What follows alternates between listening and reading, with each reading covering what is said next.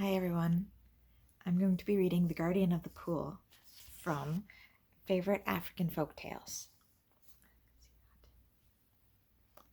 In a land far away is a great lake. At one end of the lake, the water finds a small opening and slithers through it to gurgle its way down towards the plain. Through narrow, rock-strewn ravines, over cliffs, through the brown earth and green grasses it flows, until it is hemmed in by 3 large rocks. The river whirls round and round, trying to find a way out, round and round, faster and faster, until it makes a great whirlpool that sucks in the red and gold leaves that fall from the umasa trees, the gnats that dart across the water, and the butterflies that flutter over the sweet-scented white flowers of the pondweed growing at the water's edge. At the bottom of the whirlpool lies a great silver water python, coil upon glittering coil of him, his snake eyes blinking at the shafts of sunlight striking the water, his tongue flickering, a beautiful, terrible silver water python who is the guardian of the pool. But this is no ordinary python, for in the touch of his cold, wet skin lies healing for all illnesses and pains of men and women, healing for all who are brave enough to visit him in his home at the bottom of the pool. Ngozi sat beside the pool and watched the angry water swirl about. The sun shone on her smooth brown skin and warmed her trembling body. Her mother was ill, very ill. Ngozi knew her mother would die unless she brought help. But to step down into those angry waters, to touch the silver python, to look at his black snake eyes, to draw near that flickering tongue, in spite of the heat, Ngozi shivered. She was afraid. From beneath the water, Python gazed up at Ngozi and saw that she was beautiful, knew that she feared him, and longed to comfort her. Ngozi heard a cry behind her and turned to see her younger sister hurrying across the fields. "Ngozi, Ngozi," she called, "make haste, for our mother is surely dying." Then Ngozi remembered many things.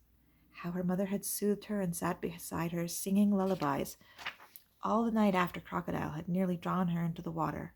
How her mother had walked many miles to find the red radish roots to cure the terrible pain when Scorpion had stung her. How her mother had beaten off the hairy baboon monster that had tried to steal her baby brother. How her mother had secretly shared her own portion of maize porridge with the children when the great drought had come upon them and men were starving. Ngozi stepped into the raging whirlpool. Python's tongue flickered once before her and was still. The black snake eyes closed. She stretched out her hand and stroked his cool, wet skin. Then, flailing the water with her arms and legs, she rose to the surface of the pool and raced across the field to touch her mother with the python's healing touch. That night, as the moon rose blood-red above the mountains, Python uncoiled his silver body and slowly rose to the top of the pool. Out of the water stepped a young man. His handsome head, held high, was covered in tight black curls. His brown eyes were fearless. His arms and legs were strong. Surely this was a chief's son. As the first man had once done, he looked about him and saw that the earth was good. Striding across the fields, he came to the semicircle of huts. In the enclosure, the cattle quietly chewed the cud, their black and white skins soft and silky in the moonlight. A nanny goat nuzzled her kid. "Ngozi," he called softly. "Ngozi, your courage has saved me. When the water witch cast her snake spell upon me, I sank to the bottom of the pool. Forever by day I must continue to guard the whirlpool. But now, because of your courage, by night I may assume my human form. By night I may reveal myself to those who are brave and beautiful. You are surely brave to have visited me in my python form, and I can see that you are beautiful. Come." As Ngozi stepped from her hut, the chief's son slipped around her neck a necklace of milky blue and green moonstones, strung on a thread of silver moonlight. Now Ngozi spends her days at the whirlpool's edge, playing sweet music on her gubu, for pythons love to hear the music of human beings.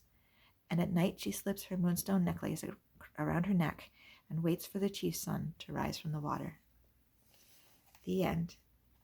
I hope you enjoyed this myth from all the way across the world. And I hope that you have a great day and a lovely evening. Good night.